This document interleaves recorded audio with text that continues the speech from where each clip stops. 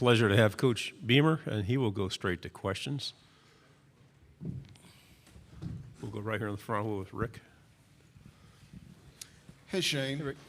What do you know now about being a head coach that you didn't know 1 year ago when you came to SEC Media Days? I felt like I learned a lot, Rick, before SEC Media Days, to be honest with you.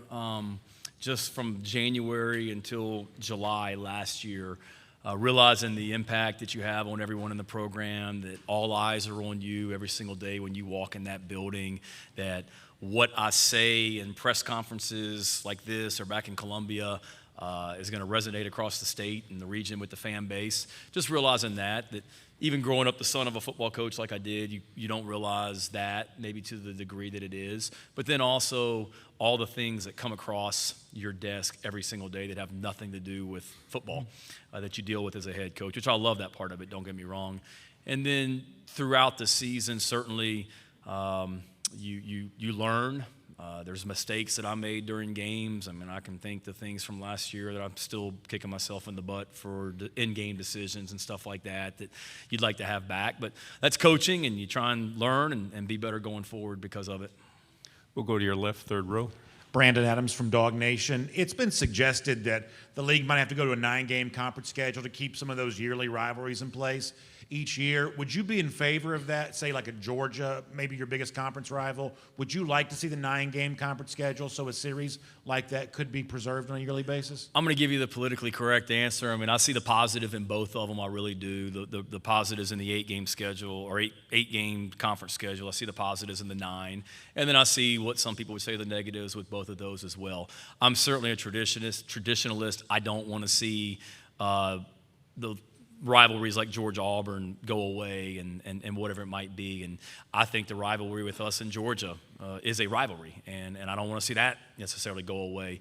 So I don't want to see that, but, I'm also realize that we play in the toughest conference in the nation, and it's only getting tougher with the 2 new teams coming into it, and we always want to do what's best to put ourselves in position to play football beyond the regular season for sure. To your right, front row.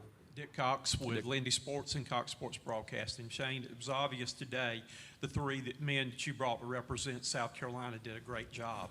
Can you talk a little bit about how tough a decision that was and what went into picking the 3 that you did? Yeah, you're right, Dick. They're great representatives of our program, fantastic young men. I just sit in the main room over there. The 2 of them are graduates. Zach will graduate in December, for us here at South Carolina. So they represent what this program's about on and off the field. They've played a lot of football for South Carolina. We've got a lot of deserving guys, if you will, that would have done a great job here. But Javon Gwynn is a returning captain for us. He was voted a captain last year as a junior, which is not easy to do and is a great accomplishment for him to have the respect of his teammates like he does. Zach Pickens could be in an NFL training camp right now. He was projected to go very high, but he believes in what we're doing as a program and wanted to come back. And then to carry on his story and what he's done as a player is fantastic. So that was an easy choice to pick those guys. There's some other ones that would have been very, very deserving as well that, people like some of y'all thought I should have brought Spencer Rattler. We'll bring Spencer next year, all right, when he's a senior. So. In the middle of coach, second row. Why y'all laugh? Anthony Patterson with the Atlanta Boys. Coach, Caleb Juju Maddow, he obviously made a big impact for you guys this season. How would you describe his progression, and what are you looking forward to this season as you go into this season? I love Juju McDowell. I love his competitive spirit on the field. I love his energy off the field. And you're right, to come in and do what he did as a true freshman was really impressive. And people that cover us regularly remember this. But to me, one of the biggest plays we had last season was at East Carolina in the fourth quarter. He has a 70, 80-yard kickoff return after East Carolina scores that totally flipped the momentum of that game after we were down 14-0, and then we ended up winning that game, going 2-0, and kind of springboarded us to the season that we had. And so Juju made an impact early. He's continued to get better and get stronger, and have high hopes for him. Like our team is a better team when Juju's on the field. I know that. To your right, Coach, third row. What do you like about Spencer Rattler from a tangibles and intangibles perspective? And then what specifically do you look for from a quarterback, especially in the transfer portal? Yeah, as far as Spencer, I like there's a lot to like. Obviously, the talent speaks for itself, but the thing that was really attractive about Spencer beyond the talent was just the fact that he's played a lot of football. And if you look at our quarterback room, when I was here last year, Luke Doty was our starting quarterback, and he had the most experience, and I think he had started 3 games as a college quarterback and was really a freshman still in my mind. So to be able to add a guy like Spencer who has the experience that he has, he's been through the fire before, he's won a conference championship, was a no-brainer. And then as far as what we look for, I think for the quarterback position, it's accuracy, first and foremost. You got to be accurate. In today's time, you've got to be athletic enough to get yourself out of trouble. That doesn't mean you have to be Kyler Murray like I was around at Oklahoma or whoever, but you've got to be athletic enough to get yourself out of trouble. And then just the competitive spirit and the leadership qualities that you want at that position. And from being around Spencer at Oklahoma, I knew he had what we were looking for.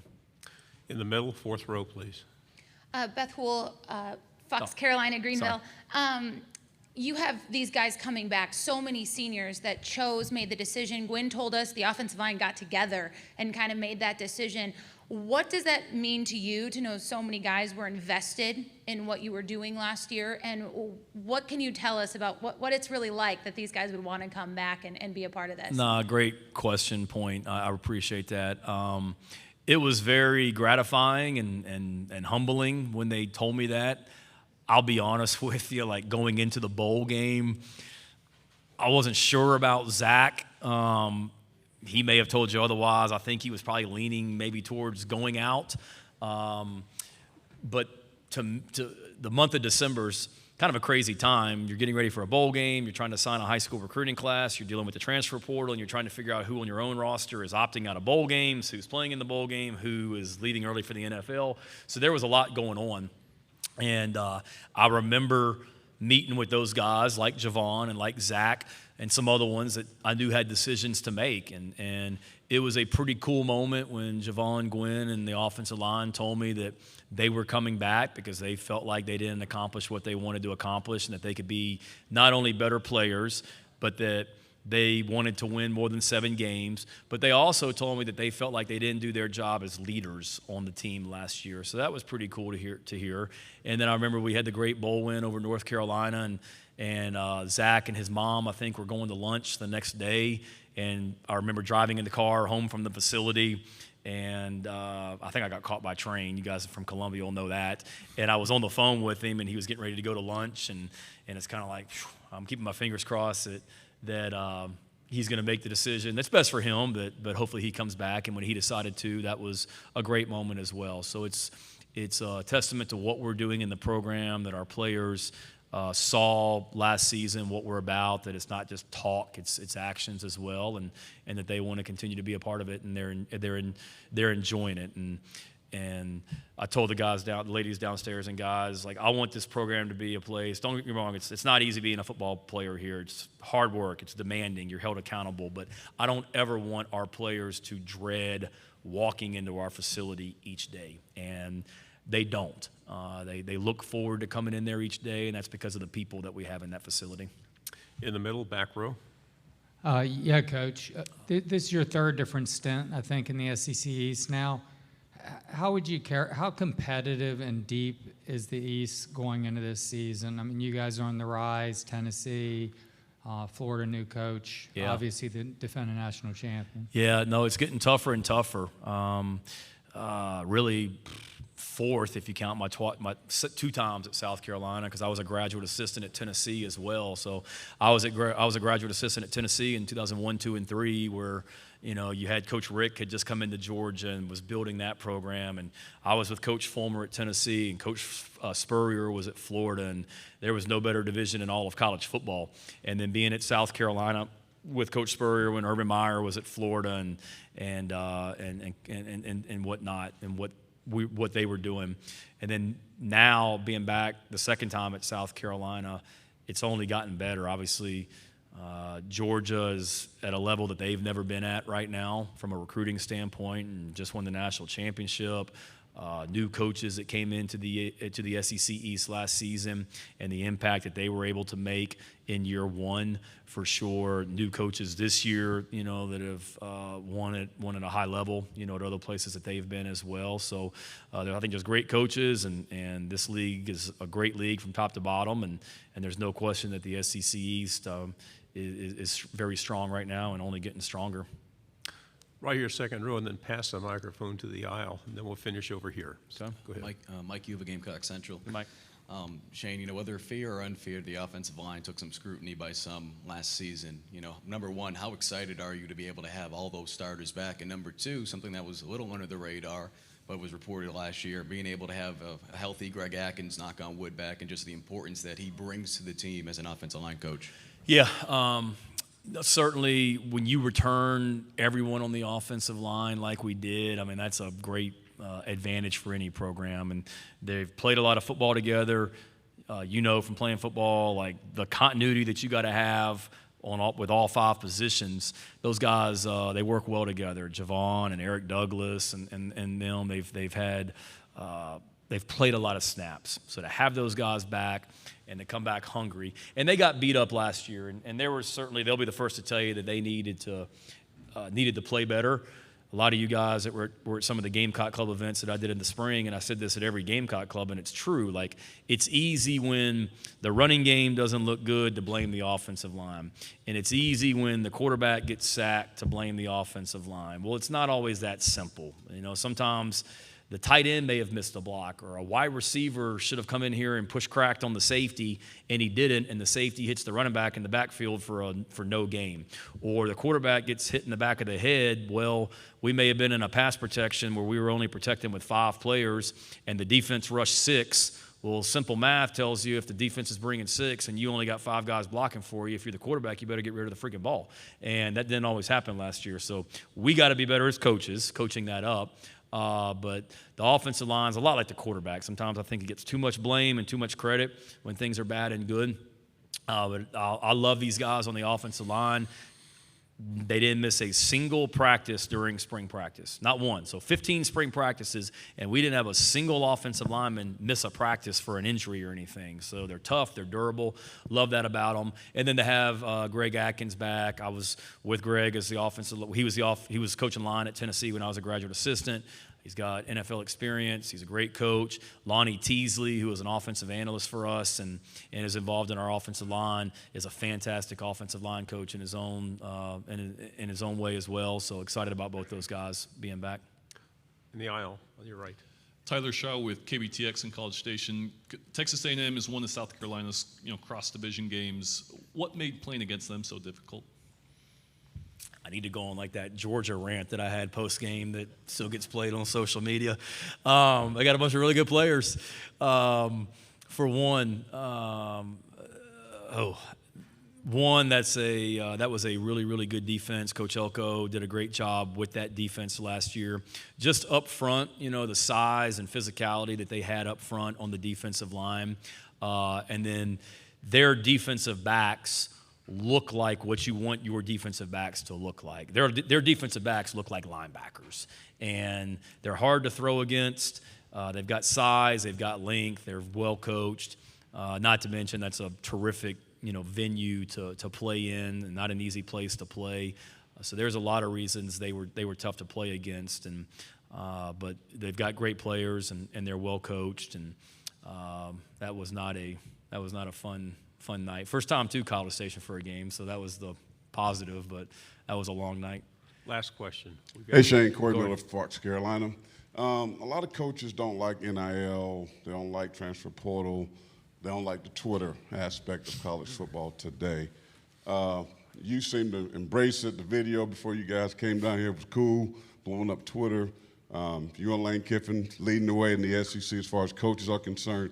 How do you embrace and how do you deal with that side of things and versus, demanding them on the practice field and doing game days? Yeah, no, it's a great question, great point. You've played the game for a long time and know for me, it's just be me. You know, I think sometimes guys become a head coach, and there's a certain way you think you're supposed to act because you're a head coach in the SEC. And I was never going to try and be somebody I'm not. And I meant what I said. Like, it's not easy being a football player in our program. And our players would tell you, like, we work really, really hard, and they are held accountable, and we are very demanding. But we're not disrespectful. We're coaching them hard on the football field, but we're not disrespectful to them. They know that we genuinely care about them. We use the word love in our program a lot, and sometimes that may make people uncomfortable. Not with us. Like, we use the word love in our program a lot and have no problem telling each other that we love each other. And that helps us grow together as a team. And the more that we can showcase our program, there's some great things going on in our program. There's some great people in our program. And being able to highlight them on social media like we've been able to do, I want to, for sure. And there's a lot of negative talk about name, image, and likeness, and certainly there's things that need to change and be better about it. But there's a lot of guys on our team, the three guys that are here today that are using name, image, and likeness for the way that the law was intended. We got guys on our team that back in December took money that they had been able to bring in from name, image, and likeness and took underprivileged youth in Columbia on a shopping spree at Christmas so they could have Christmas gifts. Like, you don't hear about those stories as much as you hear some of the other stuff. So does it need to be better? Are there things that need to be changed? Absolutely. I'm not saying that. No one loves the way it is right now, but there's also a lot of stories of the good that's coming out of it as well. And then, to answer your question, for me, it's just be me, and I know how blessed I am to be in this chair, and I was coaching at Mississippi State back in 2005, and my wife was working in media relations at Mississippi State, and the SEC media days were in Hoover, and she was there all week working. So I think we were engaged at the time, but I drove, or maybe she was my girlfriend, I can't remember, but I drove to Hoover and took her to dinner one night. I remember dropping her back off at the hotel thinking about, man, like, how cool it'd be one day for me to be able to be in that hotel as a head football coach in the SEC. And here I am. So I'm sure it's going to enjoy it. And it's a high-pressure job. It's demanding. I get it. You're judged on what you do 12 Saturdays a year. And if you don't win football games, you get fired. But I'm going to have a hell of a time, as long as I'm here at South Carolina. And I'm having a blast right now doing it. Thank you, Coach. Thank you all for all you do. Have a great week.